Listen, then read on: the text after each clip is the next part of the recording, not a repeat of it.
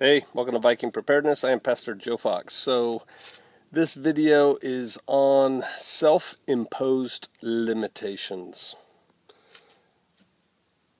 I get that I'm different. I raised my children to be different. I'm a bit of a rebel. That's why I joined Special Forces, I think. We used to have an unofficial saying, if you ain't cheating, you ain't trying.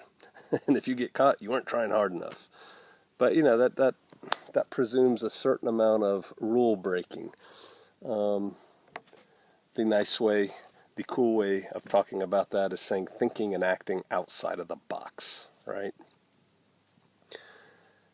Most people, in my experience, most people when told that they have to do something or when told that they cannot do something by those in positions of authority, meekly comply. What can be done, man?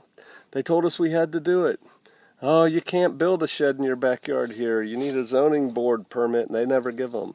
Stuff like that. They just comply. Those who question, the furthest they go on their questioning is typically why. So someone says, you can't do this. And so they say, well, why not? Or you have to do this. And they're like, why do I have to do that? That's the biggest they'll question if they have to question. Then they get an answer, and they're like, okay, cool. Whenever I hear you have to do this, you must do this thing, or you are forbidden from doing this thing, you cannot do this thing, my first response to you can't is, yes, I can. Again, probably oversharing, but when my kids would ask me something, hey, Daddy, can you? I would interrupt them and say, yes, I can do anything. I'm a Green Beret. It's just what I would say to them. But, there's something to positive thinking, right?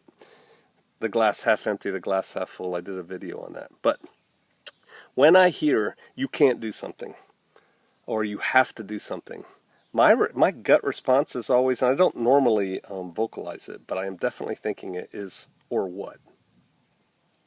Or what? You can't do that, or what? It's a more aggressive response. It allows me to think through the cost-benefit analysis. You say I can't do that. What if I do? I'll give you an example. It's against the law to go some places with a CCW. There's that sign on the door with the circle around the gun and the slash through the circle. No guns allowed. You can't take a gun in there. Or what? You going to go to jail if you take a gun in there? No. You even going to get caught if you take a gun in there? No. See the real or what? What happens if I do walk into this store with a gun on? Under a cover garment? Nothing. Or what? That movie, The Matrix, the whole series, I watched each one of them once. Somebody called me, I think they called me a red pillar the other day. You're a red pillar. I thought they were talking about like a pillar. I'm like, what? Sounds like, idol worshiping or something. It's like, no, man, you take the red pill. I think I got this right. It might be the blue pill. See, I'm not a Matrix guy. You see things that, other people don't see. You think outside the box. You walk your own way. You can do it too. I get all the time, I can't do that. You don't understand my position. I'm a woman and I'm handicapped and I can't just up and go.